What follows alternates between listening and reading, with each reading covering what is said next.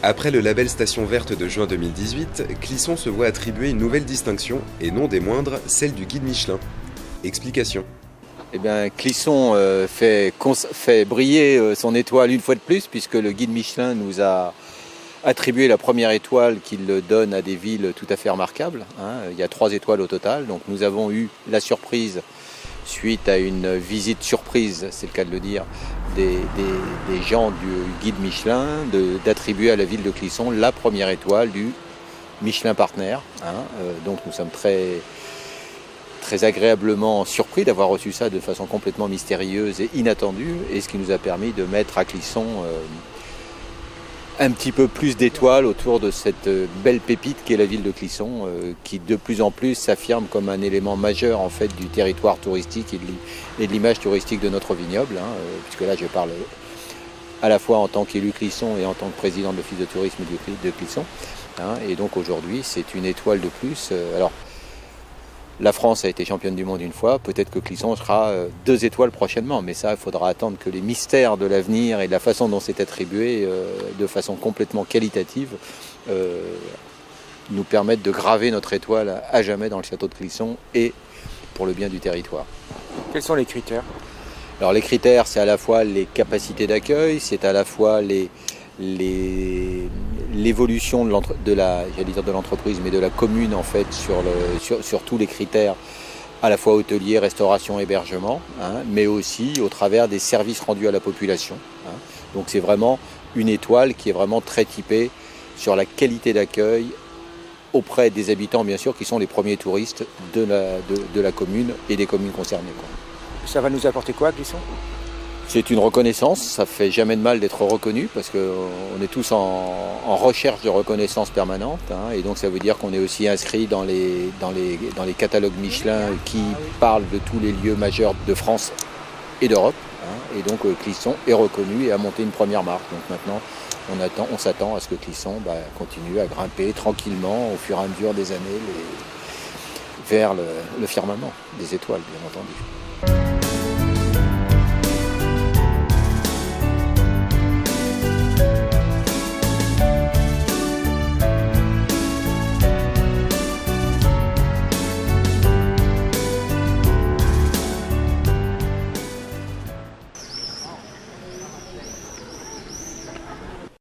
Montmartre à Clisson, le festival artistique devenu incontournable pour les artistes comme pour les promeneurs, nous revient les 25 et 26 mai.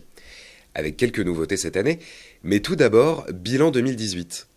Alors pour 2018, on avait eu une très belle année au niveau des concours. On avait eu 193 participants en concours, donc beaucoup de choix. On avait fait quelques changements déjà qui avaient été appréciés, notamment l'exposition des concours à l'espace Saint-Jacques. Et puis le dimanche, on avait eu aussi une belle journée avec l'expo vente. On avait eu du monde dans les rues. Malheureusement, il y avait juste eu un orage qui avait éclaté à 16h. Donc on n'avait pas eu la fréquentation qu'on a habituellement le dimanche après-midi. Mais par contre, les exposants étaient bien présents parce qu'on avait eu plus de 80 exposants qui étaient venus dès le dimanche matin. Et donc, nouveauté pour cette année ? Nouveauté cette année, c'est le marché d'art, donc qui aura lieu sous les Halles le samedi et le dimanche, y compris le samedi soir, dans le cadre de la Nuit des Arts. Et on aura donc 20 artistes professionnels qui seront installés dans un mini-salon des arts sous les Halles. C'est voilà une animation qu'on voulait mettre en œuvre notamment pour redynamiser aussi et puis soutenir les galeries d'art qui existent à Clisson et montrer que Clisson est vraiment une ville qui a une âme d'artiste et d'accueil des artistes. avec quand même une chose qui a même fonctionné les années précédentes, donc c'est la Nuit des Arts. Tout à fait, donc on renouvelle parce que c'est vrai que c'est quelque chose qui est très apprécié d'avoir un parcours en nocturne dans les rues de la ville pour permettre de découvrir les boutiques de créateurs, les galeries d'art qui seront ouvertes jusqu'à minuit. Le marché d'art sous les Halles sera ouvert jusqu'à minuit et il y aura aussi en début de soirée un concert Place du Minage pour ceux qui aiment les Gavroches du Bac qui viendront chanter et animer cette soirée du samedi. Alors, une petite balade sur la rivière, parce que je crois qu'également il y a un thème. Tout à fait, donc cette année on a décidé de mettre le thème de Clisson l'illuminé qui peut se comprendre à la fois d'une façon avec bien sûr le patrimoine qui va être mis en valeur par les illuminations de la ville et aussi un petit côté grain de folie et c'est pour ça qu'on a sollicité cette année le club de canoë de Plessard qui propose déjà l'été depuis beaucoup d'années des randonnées nocturnes et donc là cette année on va avancer un petit peu leur calendrier, on leur a demandé d'organiser une randonnée nocturne le samedi soir 25 mai et ce sera sous réserve par contre des conditions météo bien sûr et de navigation sur la Sèvre. Alors bien sûr essentiellement le concours le samedi, inscription. Tout à fait, donc on a des préinscriptions possibles jusqu'au 20 mai avec un tarif préférentiel cette année, 15 € jusqu'au 20 mai pour les inscriptions concours ou expo-vente. Ce sera 20 € sur place pour le concours ou pour l'expo-vente. Et si les gens veulent faire les deux, c'est 25 € jusqu'au 20 mai et 30 € à partir du 21. Montmartre à Clisson se déroulera donc les 25 et 26 mai. Vous pouvez retrouver le programme complet sur le site de l'Office du tourisme du Vignoble de Nantes.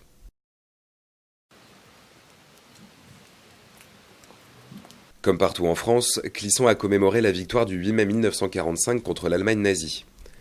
Rassemblement au monument aux morts, église de la Trinité, dépôt de gerbes, allocution de Xavier Bonnet, maire de Clisson, et texte lu par un jeune du collège Caco. 1er septembre 1939. Les cloches ont sonné, les battages se sont arrêtés, les gens étaient tristes. Mon père avait peur de la Deuxième Guerre mondiale. Il revenait de la guerre des tranchées.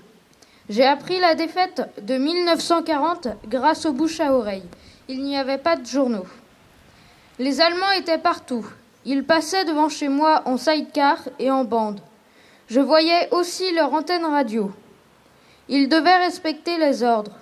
On faisait attention aux miliciens. Ils réquisitionnaient telle bête, tel jour, tel lieu, à telle heure, et emportaient tout sans rien nous laisser. Un jour, un monsieur arrive dans notre village en criant « Les Boches, ils arrivent !» Alors moi et mon frère, on court se cacher dans un petit bois, car mon frère avait l'âge pour travailler au STO, service du travail obligatoire. Mon beau-frère était prisonnier. On avait peur. Quand les Allemands arrêtaient quelqu'un, ils le torturaient dans une cave aux faouettes. À Rostrenin, il y avait une rue où les cadavres des personnes torturées étaient pendus pendant 8 jours. Voici la victoire. C'est la victoire des Nations Unies et c'est la victoire de la France.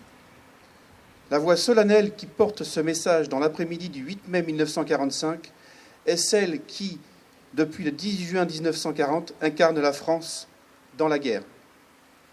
Les paroles du général de Gaulle se mêlent au bourdon de Notre-Dame et aux cloches de toutes les églises, aux sirènes et aux exaltations qui retentissent dans tout le pays. La victoire est là. Enfin, en Europe, la guerre est finie. Il y a 74 ans, l'Allemagne signait sa capitulation sans condition par 2 fois. La première le 7 mai 1945 à Reims, la seconde le soir du 8 mai à Berlin. Ainsi, la France s'inscrivait dans le cercle des vainqueurs. Après tant de combats, de victimes et de destructions, le nazisme est abattu.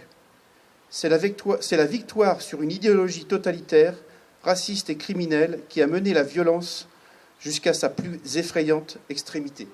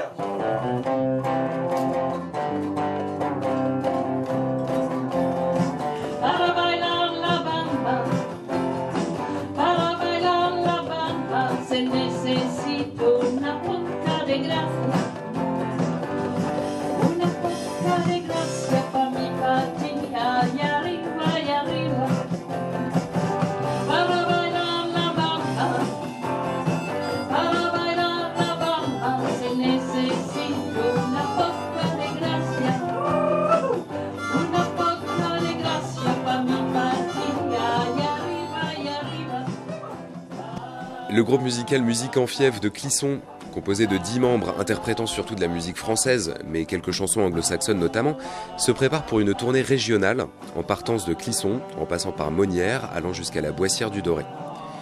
Nous les avons surpris en pleine répétition à la salle du Fief des Pommiers de la commune libre du même nom.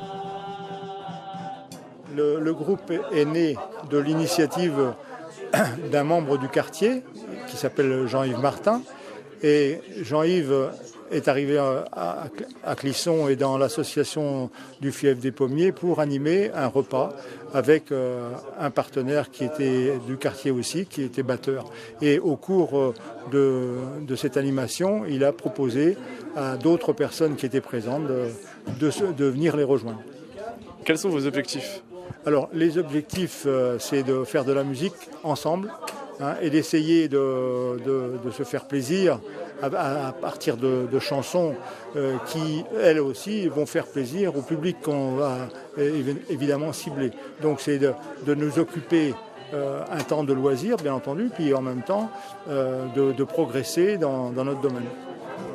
Alors là, je me fabrique un pain de rêve qui va le corps, mais le train me laisse en route et chaque soir je rentre à pied chez moi. Dans les mois à venir, au mois de mai en particulier, nous avons une programmation chargée puisque le 19 mai, ce sont les mascarades à Clisson et nous sommes invités à chanter notamment des chansons italiennes sous les halles de 11h30 à midi et demi, dimanche 19 mai. Et la semaine d'après, nous sommes invités à participer au repas des aînés de Monnières également. Après, nous aurons au mois de juin la fête de la musique à Clisson et dans ce cadre-là, nous chanterons au Fief des Pommiers. Et enfin, il y a un autre projet, c'est au mois de septembre. Nous sommes invités par l'Office du tourisme à animer l'espace Saint-Jacques avec nos chansons l'après-midi du week-end. Voilà.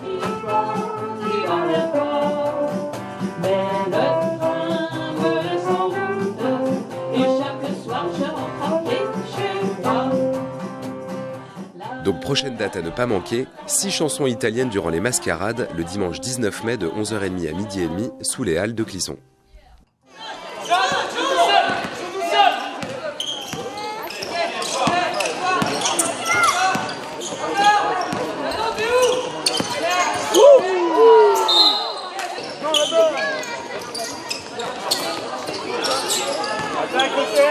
Le club des Pampres Valtais Basket a organisé une soirée partenaire ce 10 mai à la salle du Rouault à Valette. Le but ? Remercier les sponsors qui aident le club toute l'année pendant un moment de convivialité avec les dirigeants et les bénévoles. C'est la deuxième soirée sponsor, plutôt partenaire qu'on fait. C'est pour mettre en avant tous les partenaires qui aident le club de Valette à vivre. Alors, ça va être en priorité de nos sponsors qui nous aident à financer les maillots et aussi la mutualité qui est très importante. Donc c'est important à la vie d'un club qu'on ait des soutiens extérieurs aux licenciés.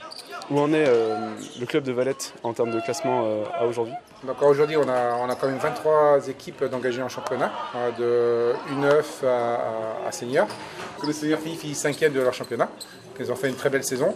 Nos gars finissent 2e de leur championnat D3. Ils ont fait aussi une très belle saison. Ils ont été défensifs et agressifs. Ils ont un bon esprit d'équipe. Et après, on a surtout nos U17 gars. Nos U17 gars qui ont fini premier de leur classement D1 et qu'on a le plaisir d'avoir en finale de Coupe de Loire-Atlantique le 25 mai à Ancenis. C'est une première dans l'histoire du club qu'on ait une équipe en finale. Et c'est une fierté pour le club d'avoir ces équipes.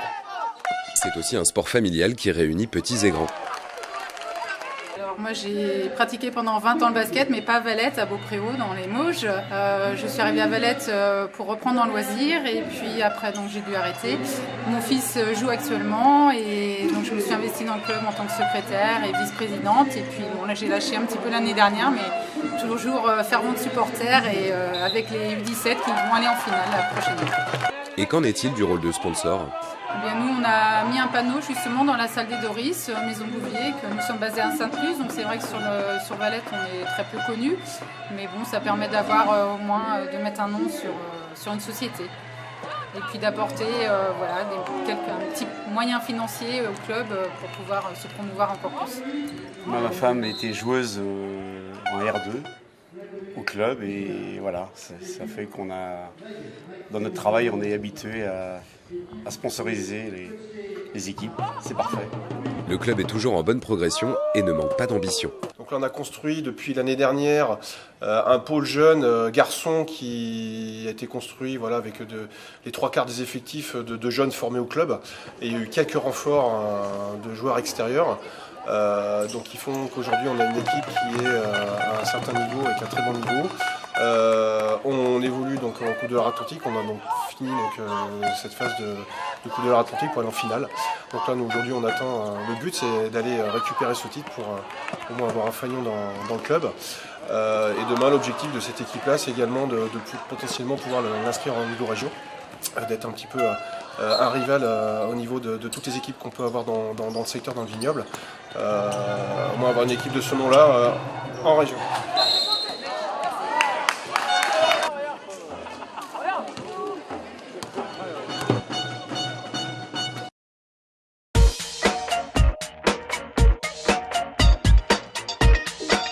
Beaucoup d'entrepreneurs souffrent de troubles du sommeil. C'est ce qui ressort de l'étude sur la santé de ceux qui entreprennent, menée par la Fondation MMA des entrepreneurs du futur. Hervé Frapsos, son président, nous alerte sur l'importance du sommeil pour agir sur sa santé et sur celle de son entreprise. Les entrepreneurs dorment moins que la moyenne des Français. Pourtant, le sommeil est fondamental pour l'équilibre de l'entrepreneur. 23% révèlent qu'ils ont eu des troubles du sommeil au cours des 12 derniers mois. Des chiffres préoccupants qui montrent la nécessité pour les entrepreneurs d'améliorer leur sommeil pour agir sur leur santé et sur celle de leur entreprise. Patrick Lemoine, psychiatre spécialiste du sommeil, nous explique pourquoi le sommeil est primordial. Première chose, peut-être pas la moins importante, c'est très agréable une bonne nuit de sommeil. Deuxième chose, peut-être non négligeable non plus, bien dormir permet de vivre plus vieux, en bonne santé, surtout si on dort de la façon pour laquelle on a été programmé. Troisième chose, on se repose, on trie les souvenirs et on mémorise ce qui apparaît comme pertinent. De plus, quand on dort bien, on fabrique des hormones qui permettent d'éviter de ne pas ressentir de la satiété et donc d'éviter de prendre du poids, éventuellement de développer un diabète si on a des gènes de vulnérabilité. Le système immunitaire a été réinitialisé toutes les nuits, ce qui évite des infections, des cancers. On nettoie son cerveau toutes les nuits, ce qui évite des accumulations de toxines. On baisse le stress, la tension artérielle, ce qui évite les AVC, les infarctus. Et enfin, on arrive à être beaucoup plus zen, beaucoup plus heureux. On vit bien. Alors dormez bien.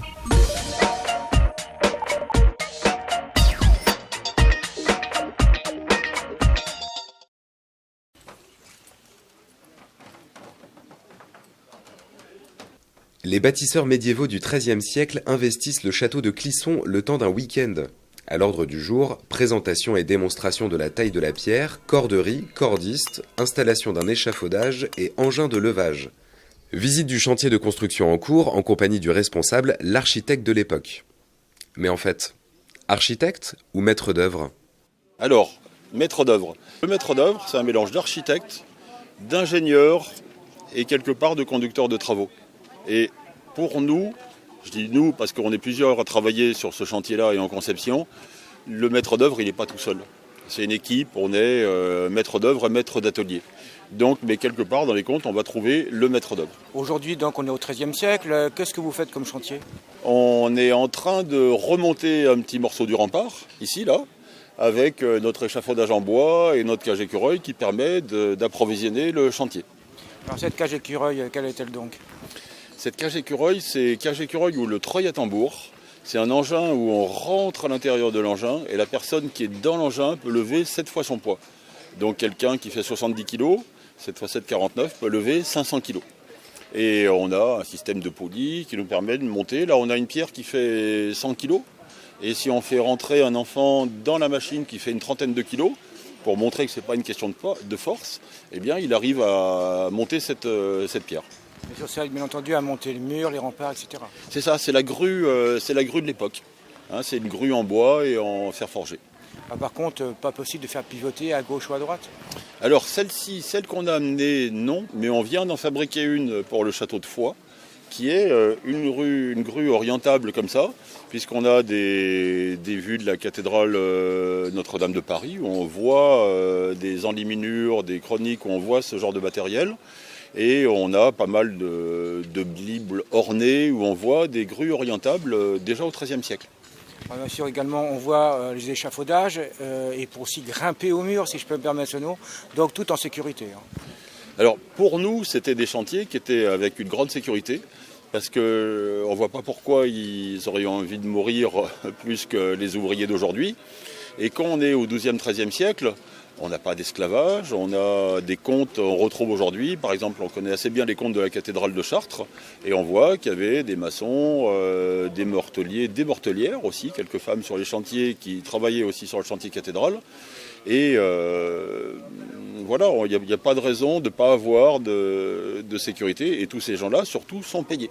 Ils sont payés, et même quand on fait le prix de la baguette de pain de l'époque, hein, et qu'on regarde combien ils gagnaient, un constructeur gagnait très bien sa vie, surtout s'il était sur un chantier cathédral, parce que quand on est capable de monter des voûtes à 35 ou 40 mètres de haut, 35 mètres de haut, et des flèches d'église pour certaines qui frôlent les 100 mètres, on est à cette époque-là les meilleurs du monde. Donc les bâtisseurs sont des gens c'est un métier d'excellence. Une belle reconstitution historique. Savoir-faire du XIIIe siècle le temps d'un week-end spécialement dédié à l'histoire vivante.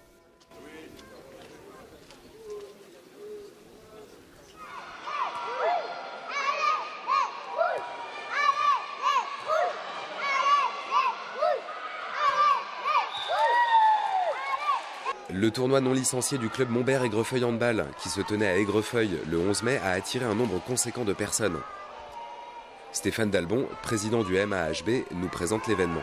Ce qui est agréable en fait dans ce tournoi, c'est qu'on essaye de mélanger des gens qui débutent, qui n'ont jamais fait de hand, ou au collège comme beaucoup de gens, avec des gens qui ont un peu d'expérience au niveau du hand. Ça permet d'avoir un niveau sympathique pour que la balle puisse tourner et que tout le monde puisse toucher la balle et que tout le monde s'amuse sur le terrain. Donc le but, c'est de toujours se faire connaître au niveau du club. Le club a 20 ans d'existence cette année. Donc on accueille les enfants que depuis 2012, donc on est bien connu maintenant depuis 2012, on est sur la commune d'Aigrefeuille depuis 2014. L'intérêt aussi, c'est un événement rémunérateur évidemment, puisque les gens, le bar est ouvert et qu'il y a toujours des consommations de gâteaux et divers boissons. Et puis également d'ouvrir aussi le club à des potentiels nouveaux loisirs. Donc tous les ans on récupère 1 ou 2 joueurs en plus qui vient compléter l'équipe de loisirs du MAHB. Quels sont vos projets pour vos prévisions futures pour la fin de saison? Donc pour la fin de saison, on va organiser dans 15 jours le 25 mai un tournoi, donc Richardia. Là l'idée c'est un tournoi pour les jeunes licenciés du club. Donc pour les tranches d'âge, ça va être école de hand, moins de 10 et moins de 14 garçons et féminins. Ensuite, nous ferons la fête de fin d'année où a lieu l'Assemblée Générale, où les parents sont invités à venir jouer avec leurs enfants pour passer un bon moment convivial. Et pour l'année prochaine ? Donc pour l'année prochaine, l'idée c'est de conforter nos équipes. Pour l'instant, on n'a pas de prévision de créer des équipes, on a de la demande, mais il faut avoir des bénévoles. Pour l'instant, on a le nombre, mais pas plus. Il faut aussi toujours avoir des créneaux, c'est comme tout club, c'est toujours les 2 points sur lesquels il faut toujours rechercher pour avoir plus, pour pouvoir évoluer.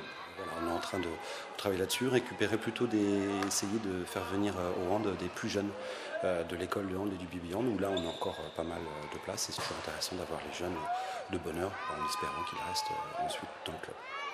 Nous recherchons toujours des bénévoles, des coachs et des services civiques. Partage et plaisir du jeu sont les maîtres mots pour ces non-licenciés très impliqués dans la rencontre. Ma petite fille fait du hand pour la première année. On s'est senti, on a trouvé que ça pouvait être intéressant d'aller passer une journée dans le club. Qu'est-ce que vous pensez de l'organisation du tournoi de cet après-midi? Ce qui nous plaisait vraiment dans le concept du tournoi, c'était que c'était un tournoi à loisir, vraiment loisir ouvert aux non-licenciés. C'est plus le but de regrouper les parents d'enfants licenciés qu'autour de l'activité qu'ils pratiquent. Et du coup, on sent bien que ces bons enfants, le but c'est pas de gagner, c'est de passer un bon moment. Cet après-midi est une belle réussite pour le club qui vient tout juste de fêter ses 20 ans.